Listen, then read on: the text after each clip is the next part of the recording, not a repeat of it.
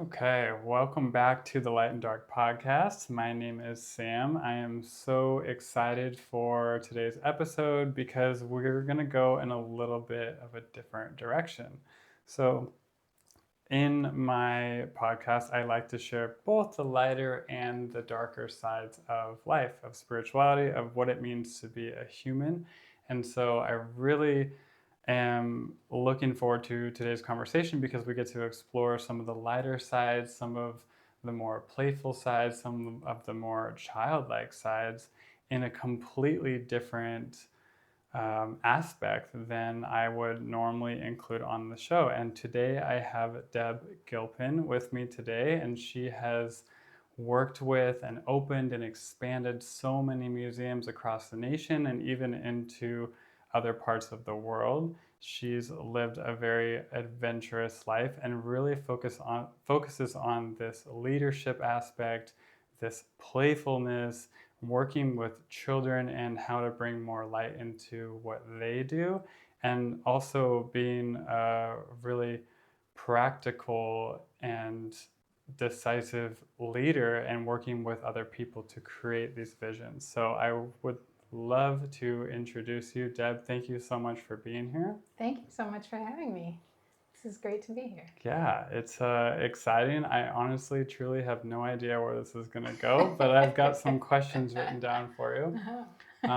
But first off, if you want to just maybe give a little broad overview of what it is that you do, or maybe just something that you'd like to share to kick it off. Sure. I've been in children's and science museums. I have a strong science background and environmental education, and um, what I really tend to think of myself as is I'm sort of like the 8-year-old boy in the room, and so I love it when we're designing exhibits, and I'll say, I remember this. We were doing this exhibit design in Phoenix, and we were hanging swimming pool noodles from the ceiling. And we're all playing around with what that might look like. So you sort of swim through these pool noodles vertically. And I took a bite out of one because someday some kid is going to do that. True. And everybody's like, oh no, what do we do now? Okay, sure, that affects what product you're gonna use, all those things. So time goes by, 6 months later, nobody has taken a bite out of the noodles, and I think, okay, well, I went a little too far on that one. And then one day, a school group comes in, and when they leave, there are little pieces all over the floor. They all started doing it, and they took bites out of all of these pool noodles. And so, what we learned there was we knew which school it was. We talked to the teachers. Those kids felt so bad, and they did not want to be banned from the museum. They loved their visit. And we said, what can we do so everyone can save face, but we don't also let them off the hook? So we had a future exhibit plan, which used a lot of fabric. So we charged them with collecting scrap fabric from all of their families and donating them to the museum to be used in the next exhibit. Wow. And that was what their penance was, if you will. So they wrote us this beautiful apology letter, and they did that. And then the next time they visited the next year, those fabrics were in the exhibit that they came to see. So I'm always looking for the ways to make the community be a part of what we do, but also to speaking of light and dark, we make mistakes. We take bites out of stupid things we shouldn't have done. And how do you support someone to get over that? It's not just forgiveness, but it's sort of working through and I think of it as saving face, but also accountability. And that I love that part of it. And that's how I lead. That's how I try to model what I did as a leader, and then also how we design things to leave room for those things humans do. Yeah. It's like such a beautiful example of creativity, right? Yeah. And it's like you said, holding them accountable, but not in like a judicious, like you're going to be punished for the rest of your life kind of way. Of course, they're kids, but it's like you could bring that same idealism into prisons or to these times, and maybe in a much larger or smaller scale, depending on how you look at it, because depending on what they've done. But it's just offering up, like, you don't have to sacrifice your entire life for a mistake that you made, and maybe there's a way that you can own it and make something beautiful out of Right. it. Right. Yeah. And adults, we still make mistakes like that. We still wish Yeah. we hadn't said that thing that we did or whatever it is. Yeah. So, yeah. And I was fortunate enough to have, in a nonprofit museum, the CEO reports to the board. So I had 20 bosses at any given moment. And I was fortunate enough to have boards that, I pretty much said, this is the way I'm going to lead, and, get rid of me if you don't like it. Yeah. Like I mean, as a CEO, you kind of get to do that, right? It's like you do until you have to live with those consequences. Yeah. If there were ones that didn't like it. So, Yeah. I mean, oftentimes you think like the CEO is the boss, right? But you don't generally think about the people who are behind them and Right. trying to organize the show. And at the same time, you're qualified for a reason, right? Yeah. Right. Right. Yeah.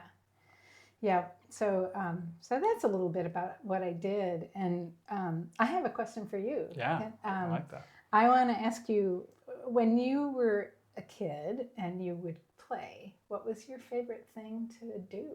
Like when your kids were like, go play for a while, come back for dinner, whatever that your family did. Climb trees. Ah, yeah, me too. That was like my favorite thing. I would go out and I lived in a small town in Washington State, and we would go to what we called the creek. And so not too far from our house was like this little foresty area with a creek running through it, and there were trees everywhere. And so I would just go out and depending on what age you're talking about, that's the first thing that comes to mind. I would just climb trees all the time. Do you still climb trees? Occasionally, Oh. I would say way less now. And it has to be like, if I see it and I'm like, oh, there's a branch there, that's a perfect tree for me to climb, I might do it. Yeah, we have more judgment about the tree we climb. Exactly. Yeah.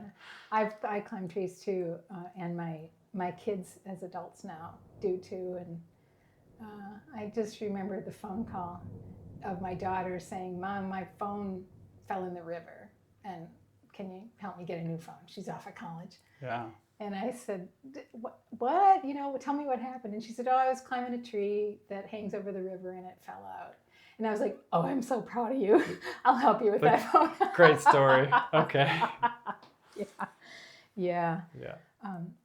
But it's cool to kind of understand, like, oh, what are the things that we do and how can I bring that back into my adult life and still not relive, but how do we get to stay a kid like forever, right? And I think that there's like a delicate balance between that, and we oftentimes as adults get really serious about everything. And I think it's been one thing, especially within the last year or two, that myself and a lot of other people have been just so focused on why things are going wrong or how do we grow into something new. And it's heavy. There's a lot of heaviness going on. Yeah. The idea that you could just go out in your backyard, find a tree to climb and sit there for a while. Don't need your phone, don't even need a book, or maybe need it. I used to climb into the hedges and read books, and it's really familiar. Like that feeling, when you said that feeling just came up in me right away about, and it's your own choices. Yeah. And the world as adults, actually, a lot of things aren't our choice anymore. Yeah, I mean, I think we have a world in which we can still play in. The parameters might be a little bit different. Yeah. We still always have the choice and the freedom in a lot of things. And I think it's more about how we can bring that into our own lives and understand, okay, how can I be more free within the way that I interact with everything around me? Right. But how do you keep that childlike spirit in your life? How do you keep that alive in what you do and just how you operate as a human? Well, so much of it, I think, is curiosity. It's sort of the everyday, what did I learn today question, which I do. Yeah. And it's a discipline. And it's really funny when you ask other people about that. When I'm traveling with other people, we'll sort of all do it. And not everyone does that, but it's a really interesting practice to do. Yeah. And they don't have to be positive. There was a new study that just came out about in Finland. Children are taught before bed to basically have a challenge journal, to write out or talk about what was hard for them that day, what was bad, what was dark, what was bad. And what it does is it sets them up to realize they were resilient. They dealt with it. And so in North America, we tend to, as parents, we're taught to like, don't make your kids think of those things before bed. It'll keep them awake. Yeah. But in this study, it shows that kids that do that sleep better and they're better adjusted during the day because they gain that confidence and resilience. Wow. Yeah, it's just like what you said before. It's like, how can I take this thing that I maybe could have done better or maybe didn't do great in the moment, but now I can see that, oh, okay, there's an opportunity to do something better tomorrow. Or maybe it's just that I learned like, hey, I made it through, and the next thing that happens, I'm going to make it through that as well. Right. And that reflection, it's a practice of reflection and in a safe space, whether it's your own notebook or whether it's, with your siblings or your cousins. Yeah.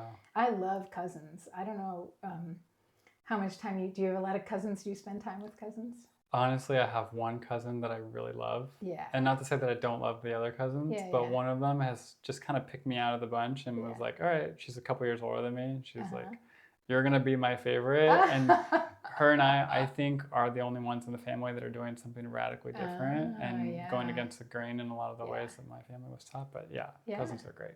Well, what I like about them is they call each other out. So like, they're the one that when you're a kid, in my family, we wrestled a lot, rolled around on the floor together, and you hurt somebody by accident. Yeah. And then you realize that's a person you don't want to hurt, and you deal with that consequence. And you have to work through it with them. And other people in your life, sometimes you can get away from them for the rest of your life. You don't have to keep working with that, that person at work that you don't like necessarily, but with cousins you're kind of stuck with them. So it's an interesting dynamic that the good and the bad happens with cousins. Yeah. So I don't know. That's one way I always thought about in museums, how we're staging experiences with objects. And children's museums, if you've been to them, they're not about the stuff. They're about the experience. So, but the stuff, the things. We design ways you place things so that people have to work together. Like you can't see yourself doing it. Someone else has to see you and laugh at you, and then you realize it's a two-way street. That's the kind of many different ways we stage things, and that's part of what happens in a good museum. There's no one answer to where it's going to go either. Yeah. She's such a beautiful metaphor for life too, right? It's just like, and I'm kind of thinking about the collaboration piece of like, okay, well maybe I can't do this thing great, but maybe you can. Yes. So I'll invite you to help me in this, and then together we're going to get through on the other side, and maybe I do something better that you can't. Right. But the other thing I wanted to highlight was like you said cousins and learning from it. And do you come across a lot of kids or maybe work with this aspect of maybe kids that didn't have a very inviting family, or a lot of other kids or a lot of other cousins to play with? And it's very interesting. Children's museums are hotbeds of kids who don't know each other playing together. And the adult behavior is where it's more problematic. So, they're going up a ladder and your kid stepped on my kid's fingers, and the parents will get into it. And the children are fine. They work it out. Yeah. Even when they don't have that experience at home, like they figure it out. But so that de-escalation among adults is a lot of what we have to train our staff to do in a children's museum, sadly. But, it's also kind of telling the adults, you're modeling, this is the behavior you're modeling to your children. Totally. Let's all model good behavior to them, But because kids, I remember being in Phoenix, we created this space that was for 3 and under, and it was just beautiful and lovely, and these families came in, and I remember a journalist was interviewing me, and we went into that room, and he said, oh, can I talk to some of these parents here, or adults? And he went up to this father, and he said, oh, why do you come here? And his daughter was 2, And he said, this is my only child. I live at the end of a cul-de-sac, and there are no other children. So we come here so she can learn how to be a friend. Wow. I mean, it's true. Yeah. I know a lot of kids or a lot of parents that will say, well, I mean, my mom, I think she wanted 2 kids, but I know a lot of parents that will say, we want to have more than one because we want them to grow up with someone that's either their age or another child to interact with, because sometimes the only childs don't exactly get that experience. And it's kind of like the same thing. You get a cat or a dog and you're like, oh, I got to get another one so they can play with each other when I'm not here or when I'm not interested in them. Right, when I'm busy. Yeah, but I think it's so important for kids to have that time to like socially grow up and be aware of what other kids are doing. And make the mistakes and face the consequences, but then also realize what they can do in collaboration with somebody. Yeah. We were building this giant climbing structure in Madison, Wisconsin, my last museum. And there was a 12-foot platform, 12 feet off the ground. And we open sides to it, which, in California, you can get to the edge of the cliffs without fences and things. But, if you go to the Grand Canyon, there's fences and like it's this. I have very mixed feelings about it also in the U.S. making things so safe that kids aren't learning the judgment. 100%, yeah. So anyway, so we realized we needed to test this whole climber. So we got all the staff to bring in their family members, cousins, kids, nephews, and these 2 boys who were I think they were 11. They went running off the edge of this and landed, and you could see their like, ouch, that hurt. Off of a 12-foot cliff? 12-foot high edge. And it was perfect because they were like, we're not going to do that again. Yeah. But they didn't break anything. They didn't, But there's no rails. There's no railing. And in the end, we put a railing. Yeah. But it... For like a lawsuit kind of thing. But it also felt like, okay, that's the right... that those kids were paying attention. Yeah. And... just another thing in museums, one of the things, we worked with a lot of pediatricians and a lot of all different experts in different education and medicine and mental health, all these things. And one of the pediatricians said that there was a ton of data now about kids, they're not like spraining their ankle, they're breaking their femur. And, biggest bone in your body, and because they haven't been climbing trees since they were little, they're 2 things. Their judgment about what they can do is poor. So they go too high, and then they make poor judgment and get hurt. But also, if they're playing games, video games, you just get another life when you die. Oh, wow. So it's not realistic. And the number one thing that we came to the conclusion was, and this came from a father I knew, he said, never lift your child up above, higher than what they could just do themselves. Make them do it themselves, and then they'll never go too far to where they could be seriously hurt. Interesting. Yeah, it's really good advice. But I'm like thinking about, I don't remember because I was... And this is a contradiction to what you're saying, but my uncle, he's not with us anymore, but he's like 6'4", maybe even 6'6". He was like this big Irish guy, super tall, very loud, exuberant kind of personality. And I don't know if you're familiar with like Multnomah Falls, but yeah, so I, grew up not too far from there. And he apparently carried me up on his shoulders to the top of Multnomah Falls when I was like 2 or something. Yeah. And famously, I always think about that because one of my favorite things to do is hike and go find all these waterfalls. I love waterfalls more than anything. Do you jump in then off the cliffs? Oh yeah. Oh yeah, I do too. Yeah, absolutely. I mean, if I know that there's a safe amount of water to jump into, it's one of those things that I've always done. Yeah. And the other thing, this is just coming to me because we're in Santa Cruz and I have been here for almost 2 years and I've never heard lightning and a thunderstorm that we're having right now. Oh. And I'm seeing these flashes of lightning, and another thing that makes me feel like a kid again is seeing these big strikes of lightning. Yeah. It's like a natural phenomenon. I think natural phenomenons are one of those things that just like light you up more than Yep. anything, where you're like uncontrollably. It's beyond your control. Yeah. And we have to live with it. Yeah. Do you have one of those like natural phenomenons that you love? Or? Well, I only learned, so I grew up whitewater canoeing all over Wisconsin with our family. So I loved water, and I had forgotten all that. And so for the 20, 30 years of my marriage, we weren't water people. We didn't travel like that. And then I met this partner that I have. I moved here a year and a half ago. But for 8 years, we've been, every 2 months, we meet somewhere in the world. And he's a fish. So, so I learned how to scuba dive. And so we snorkel and dive all over the world now. And I realized I'm a water person. And when you get in the ocean, it's beyond you, you know, you go along with it. Like, don't fight it. Yeah.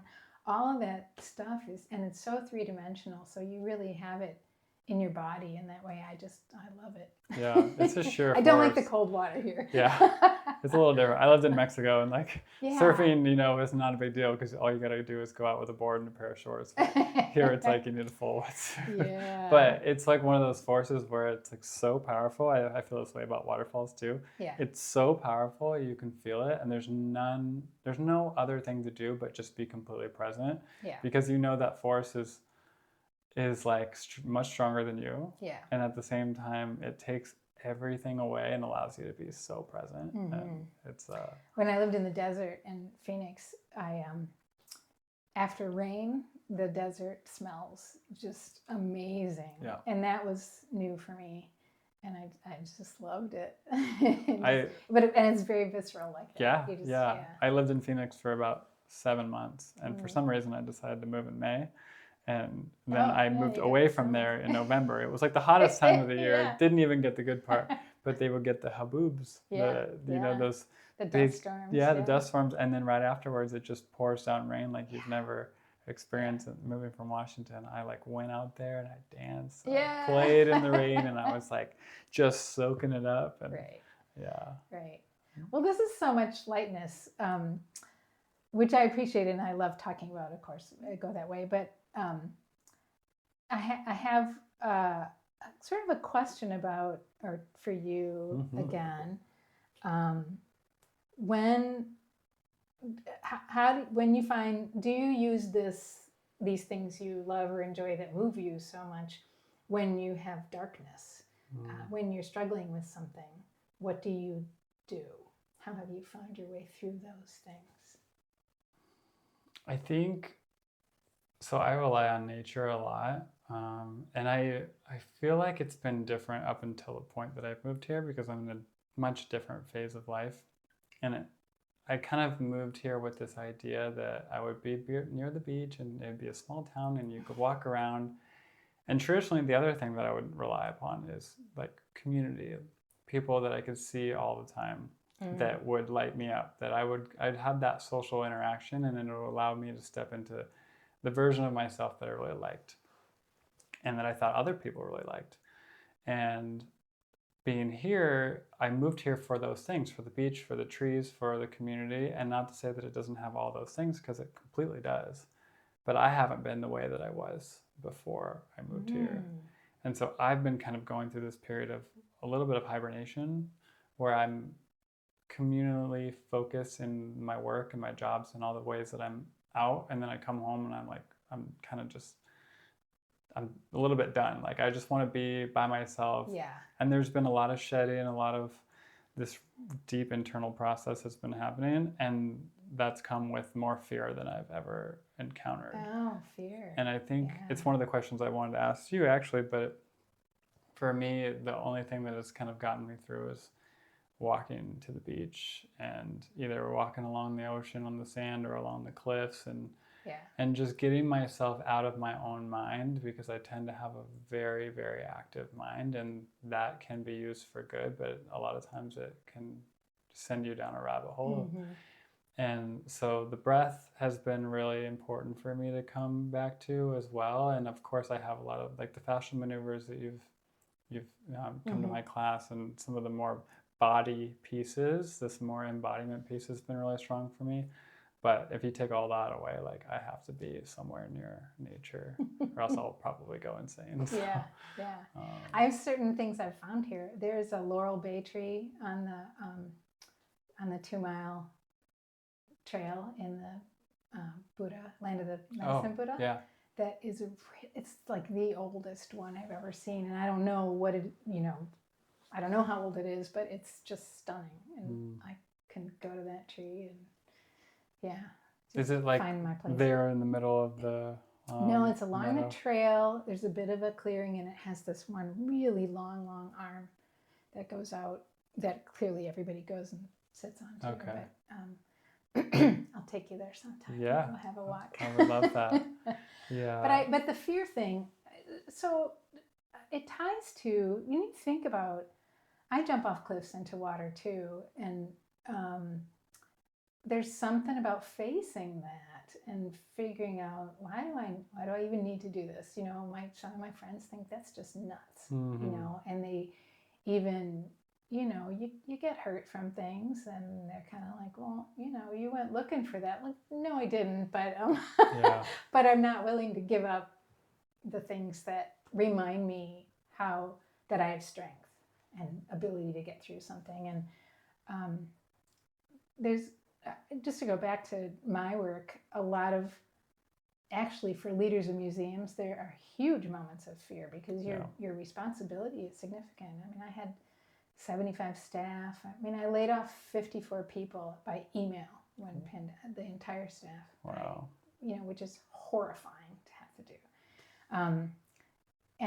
And so it's fear, but it's also, just bad feelings, pandemic stuff. Yeah. But then how do you recover from that we all have the weight we carry with the responsibilities that we have. Mm-hmm. And you fear that you're going to mess it up. Yeah. And what is it? Face everything and rise, FEAR. I haven't heard that. Yeah. I like that. Yeah. So that's one thing I keep in front of me. And when you come across these situations as a CEO, as a leader, as someone consulting for museums, when you in your work, what is behind the fear? Like, say you said fear of messing up, and what is behind that? Like, what is is it? What are they going to think about me, or is it me making mistakes and being embarrassed, or? No, it's more, to me, it's more about, did I account for any harm that I might create in other people involved? So to minimize it. And then how will I account for that, or how will I recover from that? I mean, me being also the organization. Yeah. And then also, am I just using all the tools I have at my disposal? Fear that I'll miss something big that'll bite me back. And it still happens, but... So it's like the impact. It's, fear of what the impact of the choice I'm making. And I used a lot of, I still use a lot of sort of 80-20 rule. If I have 80% of the information I think I need, the last 20% won't change the decision. So just make it and go, because nobody can, it's worse to wait too long. Yeah. You lose the opportunities. And so that's a piece of what I do. And I think kids, they jump and do things. Well, some do. They don't all do that. I know kids on that whole spectrum, ones that are fearful of things. I also think that there's fear. So I have a son who's 26, and I always kind of thought he was really fearful of things because he's not an adventurer type. And there's some moment where I realized, oh my God, he's just like my dad. He's a quiet person. He's perfectly comfortable with that. He isn't all social like I am, and he's not afraid of it. And he just chooses what he wants to do. Yeah. And so me interpreting what I thought he was doing was not helpful to him. And once I talked with him about this and acknowledged that he gets to be who he is, and I love him no matter what, then it's better. When you were raising him that way, did you try to like push him outside his comfort zone? Yeah, all the time, all the time. Yeah, I mean, yeah. So that, which is not, I don't know. It's okay. I have to live with what I did, so I don't beat myself up about that. But well, I mean, I'm sure he turned out just fine. But it's like this. I think, especially with my generation becoming parents, a lot of them are being mindful of like not trying to force their child in a direction that they weren't meant to go, because that happened to so many of them. Whether it be you need to go to do this thing and become this person and whatever, or it just, like lining them up with a million different sports and things as a kid, where maybe that wasn't actually their path. And I'm sure it's so hard to walk that line as a parent. Yeah. And I in the end, I think too that there's some balance of it, because other people I know, I don't want to name any names, would let him off the hook all the time. You can't just be let off the hook all the time for not completing something or not finishing it. Yeah. But there's some version of working together to figure out what's needed. Yeah. I grew up with one parent who was that way, and then one parent that was completely the opposite. And it's two sides of the spectrum, right? Where it's like you have to have the accountability and you have to have trust. Yeah. And no kid is the same. So maybe one kid needs more of that than the other. But I think, to your point, it's like they have to also know that it's okay. It's a mistake. You can just pivot and go this direction. Like, it was an experience. You learned a lot from it. Wasn't for you. Cool. Right. Yeah. And to keep trying things. That's the part I feel like, just keep trying things. That's the, what now we say Playful, it's, and it just keep trying things. And you don't know, like, I think what a little bit of what I see today is people think, oh, this is what I want my career to be. I want that now. I want to go straight there. And much more often it's, so I got to take this job now. And you end up meeting the person who you see, or doing something that takes you on a path that you wouldn't have gotten to, which takes you to another path and another path that ends you up where it's really best for you. And I feel that way, totally lucky about having gotten into children's museums, because I would have never seen that as a route for me. But it worked out, and I loved it. I mean, totally found my place in the world, What did you see for your life, or what did you want to be? My degree's in psychology. Okay. And I had done a lot of environmental ed. I'd started in pre-vet. I saw myself as a veterinarian. Wow. And then I could not even get through the anesthesia in the vet's lobby, the smells, like, I can imagine. But I went to 2 years of pre-vet. Life things happened, and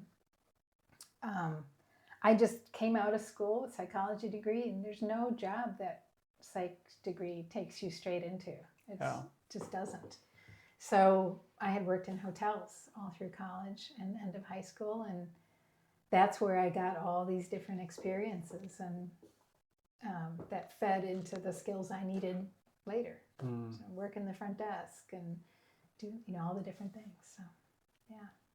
And that, where along the way was it that you decided that you wanted to work more focused with children, or did that just kind of drop into your lap? So what happened was I was working in a hotel. So this is a funny story. When I graduated college, I lived with 4 women engineers, and one of them got a job in Boston. I was in Madison. And she said, "You guys are just job hunting. Why don't you move out here?" So we piled in a Pinto and drove out there.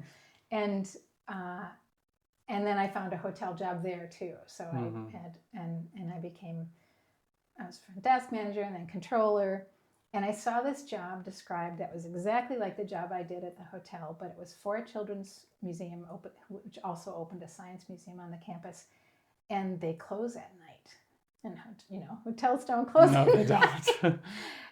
And I was like, that sounds great. And I went. Yeah. And I'm sitting there interviewing, and the director has a glass table in front of him, piled high with papers. You can't see through the glass at all. Oh my God. But underneath is a pin screen. Have you ever played with one of those exhibits where there's 2-inch metal pins or nails, probably 500,000 of them, hanging through this table, through a grid, and you put your hands under there, and it all moves. You can make shapes with it, right? It makes shapes with it. It comes up, but you couldn't see that because the paper was all piled there. So all of a sudden, I'm interviewing here, and I feel under the table. It's like, what is this? And then he hired me to be the business manager. Huh. And then I moved up, and that was just a gift of working with. He was a creative genius who couldn't really function in the everyday world.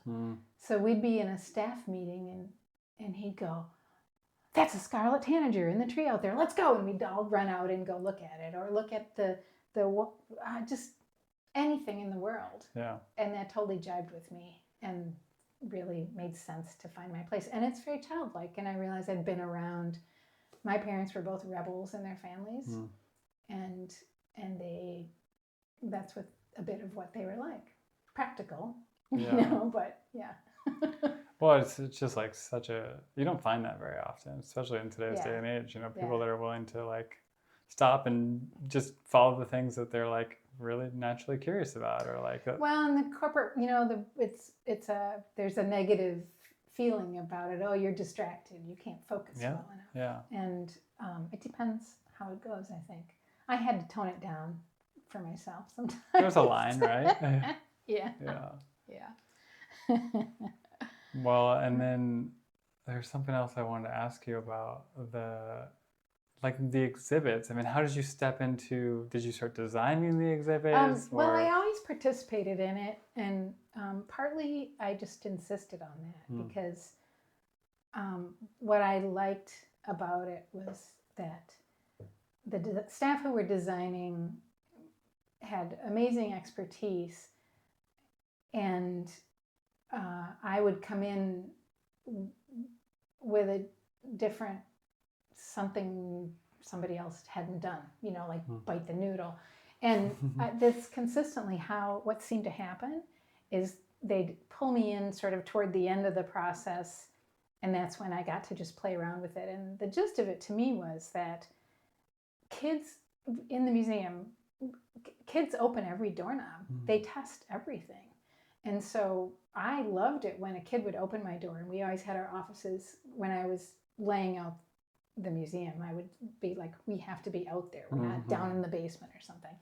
And kids would walk in, and the deal is you have to talk to them and invite them in and show them the stuff in your office, and invite the whole family in and show them there's a world here. Yeah. And that whole thing about they'll test everything is what I liked. And I worked once we often worked with artists, and artists and others would way overbuild. So they would build where nobody could get at.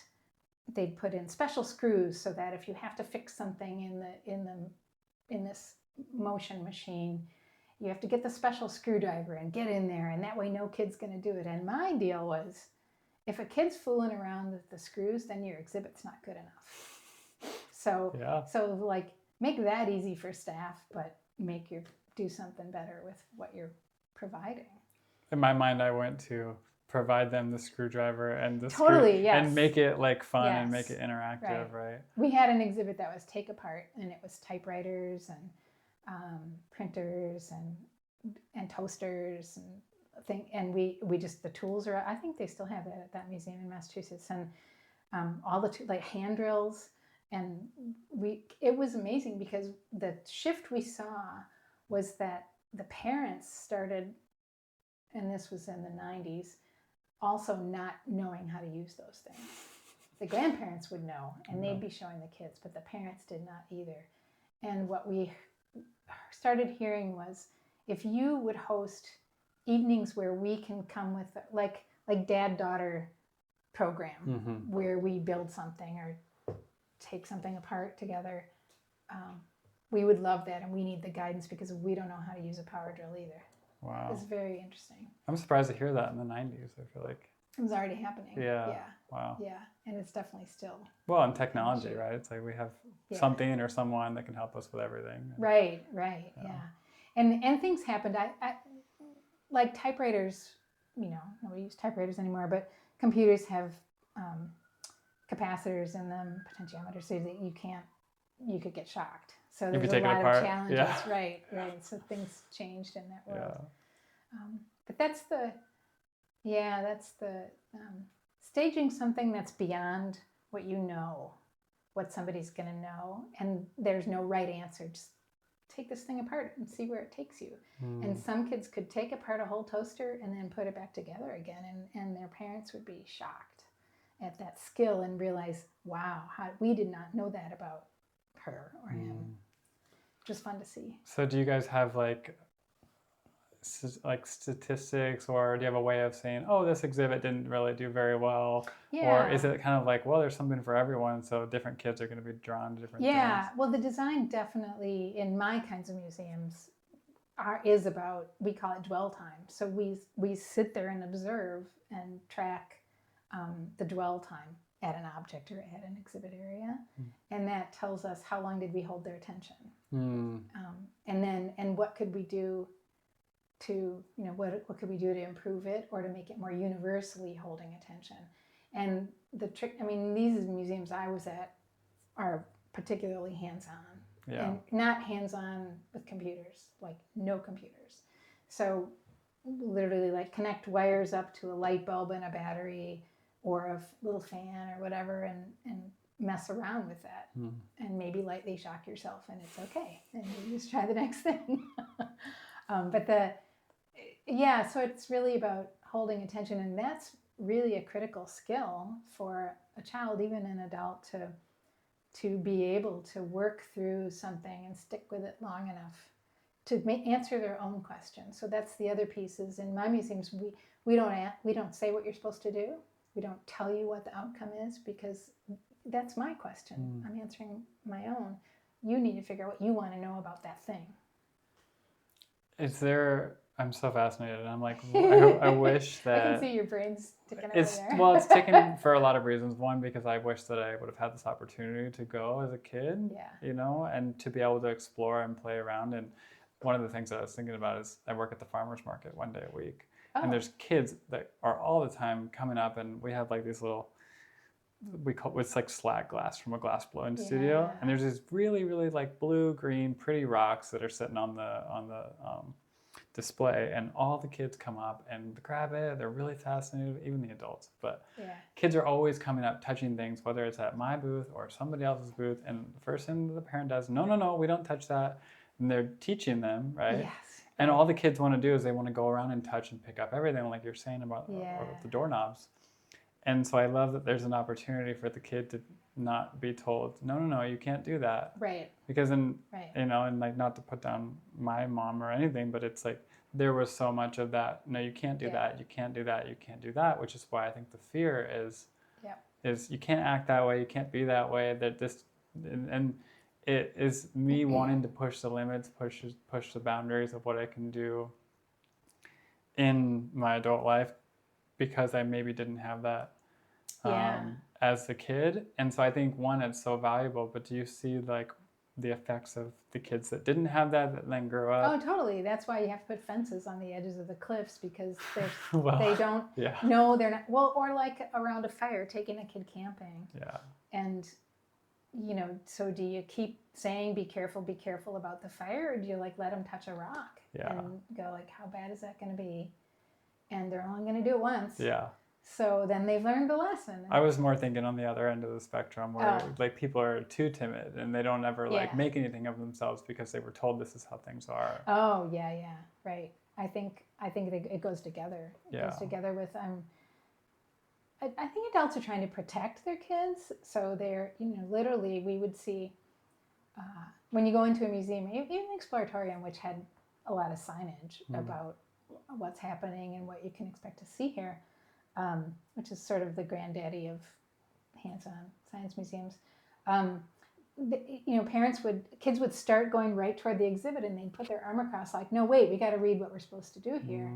And we had to really work with the adults to say, don't do that. And I'm not saying it the right way. I mean, we had different ways we exhibited that that's no, this is a safe place for you to let them find out what happens when they do things. Yeah, I mean, there could be a big sign saying to like adults, let the kids play with these. It's okay. Yeah. I mean, there's probably some sharp edge. I have a big hunk of slide glass that I love, and but it's got some sharp on it. Totally. And, ours do too. And I'm like, okay. I have Band-Aids. It's okay. Yeah. I think that's part of being a parent, right? Yeah. You just know that your kid's going to come home bloody or disaster at some point. But I mean, in the end, kids are so capable and resilient that they're going to become who they're going to be. Yeah. So even if they felt held back, when they start gaining freedom, independence as they get older, they'll start testing all those things. You know, we come into our spaces. Maybe it comes sooner if your parents find the right job with you, or I should say your caregivers. Yeah. Was there a way in which you talked a little bit about it, but like, how did you discover your gifts? And was it something that kind of just happened naturally as a kid and you had the freedom to do so? Or was it later on and when you started becoming an adult that you were like, oh, actually, I'm really good at this and this is how I help people and organize? And I just did what I liked. Yeah. And I remember, like in high school, I was doing all kinds of things, you know, band, and we convinced the earth science teacher to start a backpacking club, and I was elected president. And then I was a student theater director, and I'm like, why? I don't want all this responsibility. Why do they keep throwing this stuff at me? And that just continued to happen. I don't know why. But because you were curious. Yeah. And somehow, trusted and all. But one of the big gifts in my work was something called Gifts and Gaps that I attribute to a coach I had, Catherine Halpin. And she, basically, it was speaking freely about your gifts and your gaps with your colleagues, with the people you're with. And so what happens is you're able to say, your gap is, my gap is, maybe I don't focus long enough, but your gift is that. So we find a way to make that work together, and I do something more strongly than you do. And when in a work environment, when we started being able to honestly kind of laugh about that, we've all got them. Well, your gap is showing. Yeah. I can help you with that right now on this thing. It became really a joyful way to say, I see who you are, and we're in this together. And I think it's an honest approach that not a lot of leaders do, because it makes yourself vulnerable. I remember my leadership staff saying, Deb, you're doing this thing that you do sometimes, and we want to help you with it. And for people to say that to power, it was amazing. I was really proud of them. Yeah, especially because they probably knew that you could take that constructive criticism. Yeah, they knew I would want it. But and no matter, when you sit on the hot seat of an organization, no matter how much you think you want an open door, you want people to talk to you, you're still the person in power. Yeah. And they watch themselves. Yeah. So. Well, and you have, like you mentioned earlier, you have all that pressure, right? When you're the one making decisions, and you don't want to come across a certain way that's maybe too friendly, too forgiving, too, you want to maintain the balance, right? Right. Yeah. Although friendliness, I'm pretty easy with friendliness all the time. Yeah. Why not? We can solve it even when it's hard. And you should be, right? Yeah. Like that's like a good quality of a leader. Yeah. You don't want to be like this hard ass all the time. And you want people to be able to be open and come to you. Right. But then there's also like, okay, but I'm steering the ship. And so I think there's a way to do all that. One of the things that you mentioned in your bio that you sent me, and forgive me if I'm not saying this word for word, but it was joyfully drawing out the gifts of all the participants involved. And I really, really loved how you included that in your bio. And I would love to talk about collaboration and how you best draw those gifts out of people. And is there anything that comes to mind? I think partly is and I carefully chose that word participants because in my case it was both. It was the board members, it was the staff, it was the volunteers, it was the visitors, it was the community members who maybe only barely have a touch into the organization.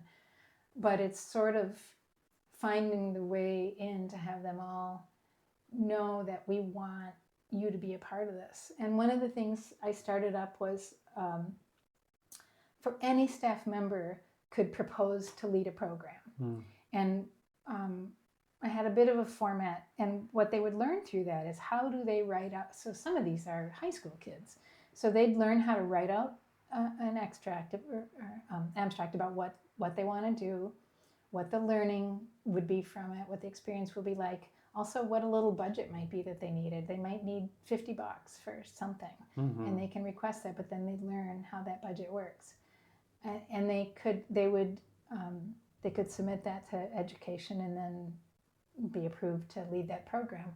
And it cultivated them to find which piece of that did they most enjoy, and we would debrief those, like, oh, I really liked the preparation of that. Leading the program, actually, I didn't like so much.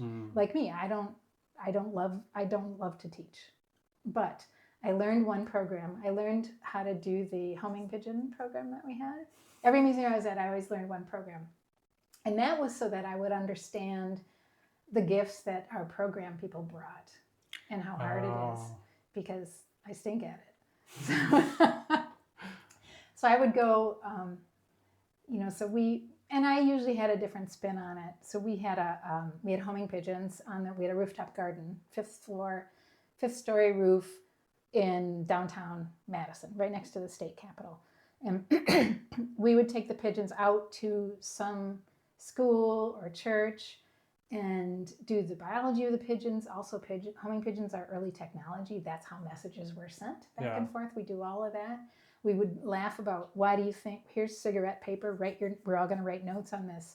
And they're all like, cigarettes. Well, let's talk about cigarette paper. Why in military would there be something available? Because everybody smoked, and and that kind of thing. So they'd write their messages, we'd put them on the bird's leg, and then we'd all let them go. And then do some biology about birds and migration and stuff. And then the birds would fly back to the museum, and they can take, it can be an hour later, it can be 60 miles an hour, they get there. So they'll beat the kids there, unless they decide to dawdle, because they're wild animals. So all of this part, and then the kids would come with their families another time, and their messages were there. We would get them off the birds' legs and put them in a book, and they'd be able to find their own message. But the part about that was that I did not love the teaching part. And what I would say is, where are we going with these programs? And we decided we needed to go to all of the Black churches that are kind of out on the edge of town in Madison, because those were the families that weren't coming to the museum. And that was part of the sort of building connection. And we did, and it was fantastic. It changed the population that visited the museum. So that was kind of wearing my marketing hat, but doing programming. Yeah, and inclusivity or inclusion. Yeah. We really transformed that museum. Oh, in Phoenix, same thing. We had is it okay that I tell another story? Sure, yeah. I love it. So the Children's Museum of Phoenix was kind of on the row where it was on the street that was famous for being like Hooker's Row. Seriously. Like the 1 hour, rate at the hotels on that street. Yeah. And I remember I started going to the monthly police community meetings, and the police came in one time and they were so excited because the last hotel that rented out hourly rates was not going to rent out hourly rates anymore. But anyway, we wanted the families and the women. I mean, those cops were delivering babies of the prostitutes, so it was really a challenging situation, and they lived horribly in that area. But it was our neighborhood, part of our neighborhood. So we're like, how do we get those people to understand they're welcome and to support them? So we got a funder who paid for cab rides to the museum, and we also bought a bunch of umbrella strollers so that when they got there, they'd have a stroller to push their children in. And we did that because when we went and talked to these women, they said, well, we're embarrassed because we have ratty strollers. We also can't afford to come. They got in free too, and we had Spanish-speaking staff. And but it's like connecting all those dots to see, and it was getting a group of us together with community members to say, what are we missing here? And that was where they would say, you know, they may know they can get in free, but they're embarrassed about something. Yeah. And it's pride and or shame and all that. So that's how you find, that's why you need the gifts of the perspective that each person brings. And you need to listen for it. Yeah, and again, you're speaking to like saying, okay, why aren't certain people coming to the museum? So you have that community aspect, but you also have that, well, let's figure it out and let's make it happen. And so I love, you're like pushing past the fear of there's probably 10 reasons why they're not coming, right? And maybe if you can hit a couple of them and do what you can, right, then it's going to ripple out in so many other directions. But and then let's be sure we ask them, you know, what else could we have done that would have made your visit better? And it's hard to get feedback. You know, people don't submit that much feedback. You have to really work at asking them.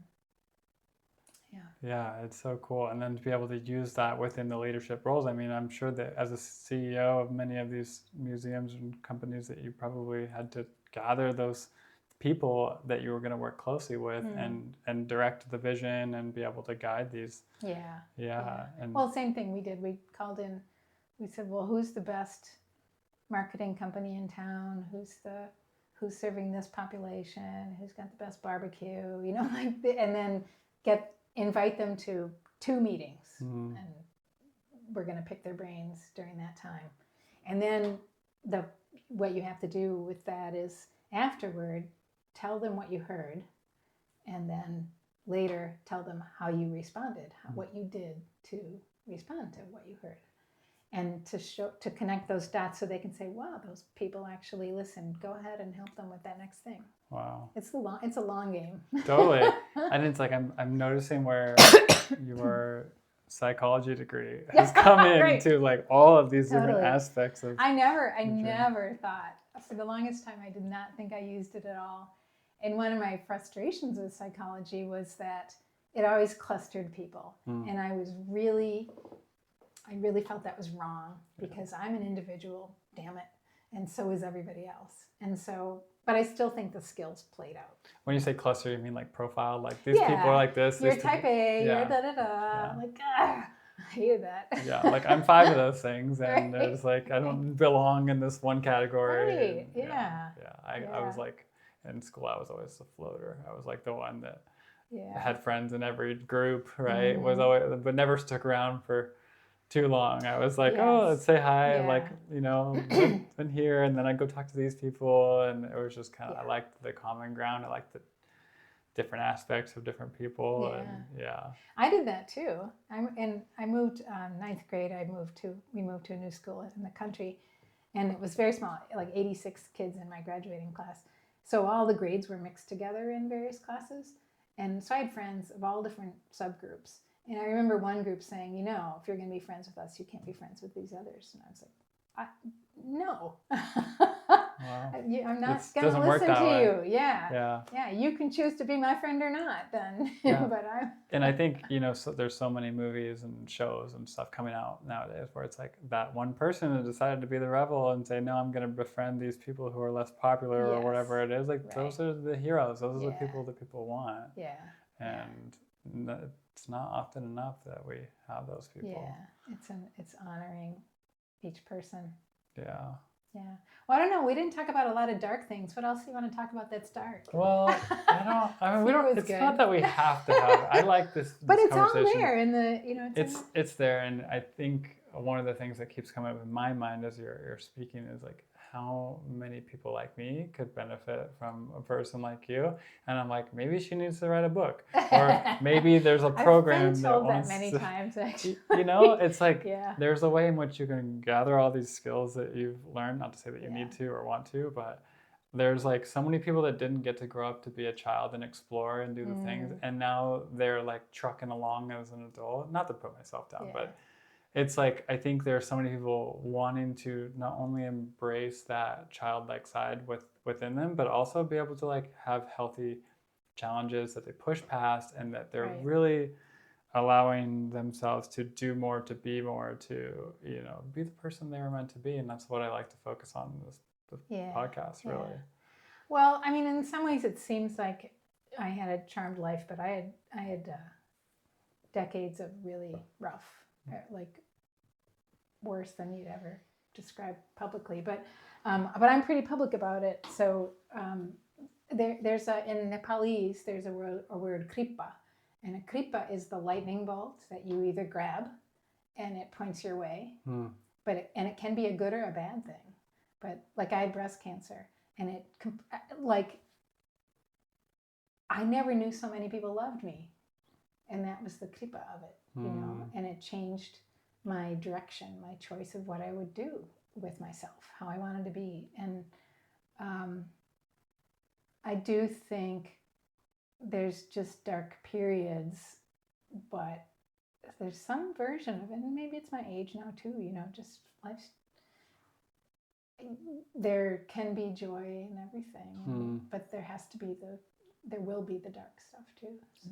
Well, I think sometimes it takes those really challenging experiences to notice, one, what you're made of, but two, like you have to experience the opposite of, to be able to say, oh, wow, okay, there is this, you know, I can decide to have my viewpoint be against all the negative aspects, or I can work with this and say, no, I'm gonna be stronger, and I'm gonna move towards this other thing. And it takes those moments of like reflection and deep, dark, like trial and error to say, oh, well. And reaching out. So one of the things I do is, so when I retired a year and a half ago now, and I basically put out the word to all of the early career museum directors all over the country, mostly women, but that's just the case in children's museums anyway. But the first 2 years are hell. They really are. And I'm just like, call me anytime. And I write to them like, hey, confidential call you want? And some people pay me for this and some don't, whatever. But it's, that's the way I give back to it, is just, and really things like, oh, I just started at this place, and turns out the finance person who works for us, I can tell that they're stealing, and what do I do with that? Wow. You know, and so to have someone who can listen and help you through it confidentially, you know, and not judge. Be like an outside voice of reason, right? Look at it from a different perspective. And the number of times where I know in my career I had to do that. Like, I have to make a split decision on this. I have 2 hours. Who do I phone a friend? Yeah, you can be a mentor in a way. Yeah. And I love, that's how I spread what I know. Well, this is not totally related, but one of the things I did want to ask you was, when you have these times of it could be times of darkness, or it could be like times of a lot of pressure, or it could be times of like, oh wow, I've really gotten from point A to point B.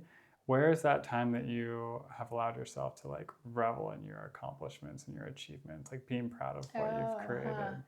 Well, the most recent one, I mean, opening a new museum, which, like opening Phoenix, was amazing. It was a lifetime achievement. And I remember thinking, I don't need to ever do anything more than this. I'm so proud of it. And then I went to Madison, and the pandemic hit, and we got reopened. We were closed for 15 months, and, you know, we opened better than we even had been, and all kinds of things there. So before I left, my last year and a half was just hard-ass work, but super joyful. And I felt like a queen. I just felt like I'm taking everything I learned all this time, all these years, and it's coming into play in a good way. You know? And I'm just so grateful for that opportunity, that time. Did you have to call on those? Did you have to remember those times in those other periods when you're like, don't worry. Like, remember, you've done Oh, this, you've done this. yeah, Like, yeah, yeah. yeah, definitely. Yeah, also, yeah, that I got through, and I'm very open about my personal challenges, you know, divorce and financial and all that stuff that I went through, because people go through that really, it's really lonely. Yeah. I remember I knew I was going to leave my husband, but I was, until the moment I said the words to my sister, um, like then it changes, you know, then okay, I'm going to do it. But it's very, those times are hard. Yeah. And it's, again, very lonely. Mm. Yeah, I mean, it's like at one standpoint, it's like you can say, well, what do I do with this? And like, how do I handle this thing with this experience that makes me feel so alone? And yet you've also made it your life's work to provide these experiences for community, right, for kids, and for people to feel not alone. So they don't right? feel alone, right? And I know I felt alone for a long time, and my parents passed pretty young, so I really wish I had them through that. Would have helped, you know. But yeah, so I don't want other people to have to feel that. Yeah. Well, do you have anything exciting that you're looking forward to this year and the future, or things that you're like? Well, the thing I'm doing now myself is, because we're, you know, adventurers, travelers, I'm really fascinating with the similarities across cultures that play out in different ways. So I was in Nepal in the fall, and and I've been doing more and more in Oceania, in Polynesia. So I was just at Easter Island, Rapa Nui, and Galapagos. Wow. And my daughter lives in Hawaii. So this whole Polynesia, what happened there, where there were these great, we think of the water distances as barriers, but they think of water as the road somewhere. It's right. Yeah. So it's like wait, backwards, but but it's not to them. Yeah. And they can read that water and feel it and know how to get and read the sky with it. And so it's just a whole different world. And I'm really enjoying all of that. And I get reflective about it too, because I'm so mad about the generally patriarchal systems that created barriers to and fighting, like, why is that power thing so universally present, going back way back? Yeah. And how do we change that? Why and where is it not present? You know, I worked with quite a few Indigenous people in Wisconsin, where reciprocity with the earth around us and not male dominance is really beautifully lived. Yeah. And I love that and would like that to be everywhere. Yeah, and I think that, you know, there's a lot of turmoil happening right now, because it's like the last bit of this, like you said, patriarchal societies. You know, this stuff has been happening for thousands of years or whatever. And I think there's a culmination of it that is going to go out with a bang.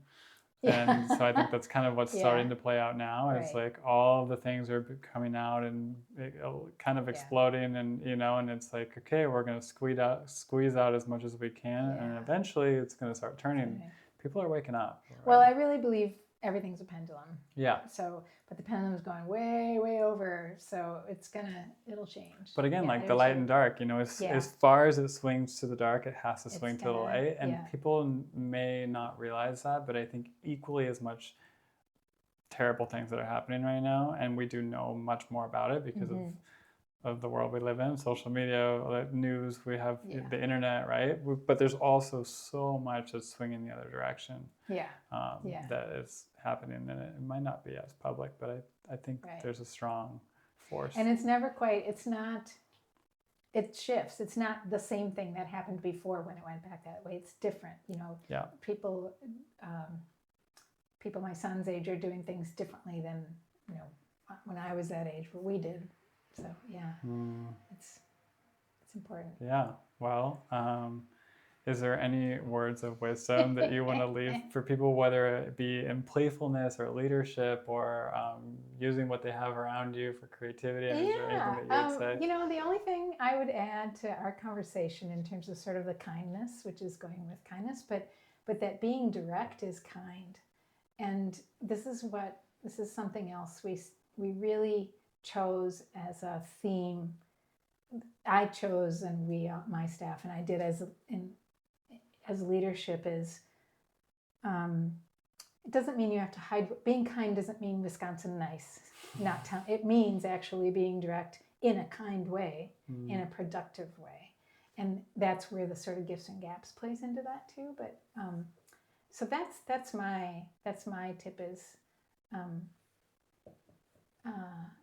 it's kindness, but don't forget that being direct is kind.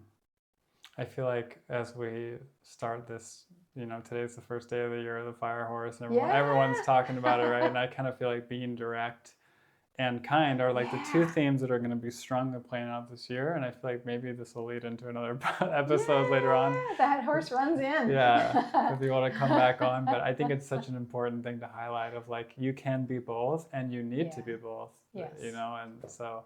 In this moment, in this society, all those things. In this life, I talk about authenticity all the time, and how, like on another episode, it's just, you're doing the world a disservice if you're not being you fully, and that comes with speaking what you need, what you want, and how it is that you're going to create the world around you. In a way that doesn't have to hurt anybody else. Or, well, it might, but you try not to. Or you can be kind about how it lands and how you say it, but at the same time, you also can't worry about that, and we can work through everything that happens together. So I love that. Thank you. Thank you. I really appreciate it. This was fun. Yeah, it's super fun. And, we'll continue to have these conversations, and you'll let us know when you have your book out. Yeah.